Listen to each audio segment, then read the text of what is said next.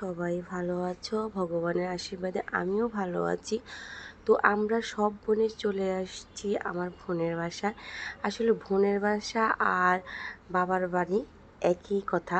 তো যেহেতু আমার বাবা মা বেঁচে নেই, আমার বাবা মা মারা গিয়েছে, সেহেতু আমার বোনেরই এখন আমার সব, আমার মা বাবা।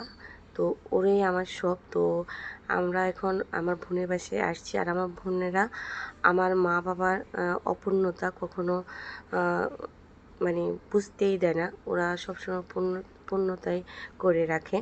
তো যাই হোক, এখানে আমরা সব বোনে বসে গিয়েছি সকালের নাস্তা খাওয়ার জন্য। আসলে বোনের বাসা বলতেই মানে সকাল বিকাল দুপুর যে কোনো সময় খাবারের উপরে খাটা পেট, জাম হয়ে থাকা পেট, ফুলে থাকা পেটের মধ্যে জায়গা না থাকা অবস্থা বোন একটার পর একটা খাবার দেয়।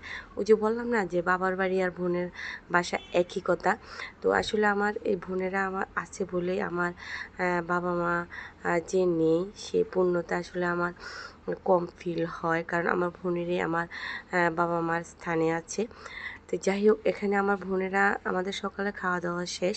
এখন বোনেরা বসে গিয়েছে দুপুরের যে খাবারের আয়োজন থাকে সেটা করার জন্য।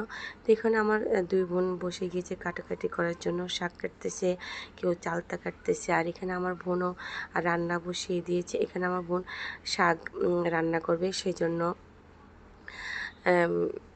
পেঁয়াজ সম্বাদ দিল, শুকনো মরিচ ভেজে নিল। আর এখানে যে কাঁচা কচুটা থাকে, কচুরগুলো একদম কুচি কুচি করে কেটে নিয়েছে, কচু রান্না হবে সেটা ভ্যালেন্ডার করে নিয়েছে। আসলে এখন যেহেতু ভ্যালেন্ডার আছে, তো আমার মনে হয় পাটার ঝামেলাটা থেকে মুক্ত থাকাটাই ভালো। তো সেই জন্য আমার বোনের মেয়ে এখানে ভ্যালেন্ডার করে দিতেছে কচুগুলো।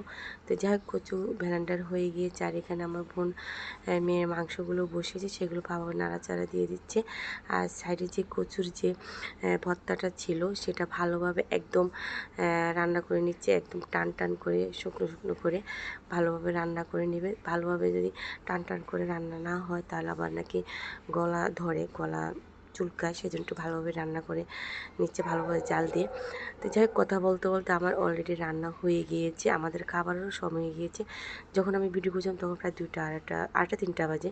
তো যাই হোক, এখানে বোন ডাল রান্না করেছে, শাক রান্না করেছে, কচুর ভর্তা রান্না করেছে, আর 5 মিশালি মাছ মূলা দিয়ে রান্না করেছে, সাথে ছিল সালাদ। আর এখানে মাংস রান্না করেছে। তো এখানে রান্নাবাড়ি হয়ে যাওয়ার পর এই সব পদের সাথে ছিল আমাদের একমাত্র ভাত, যেটা ছাড়া আমাদের খাওয়া একদম হবে না।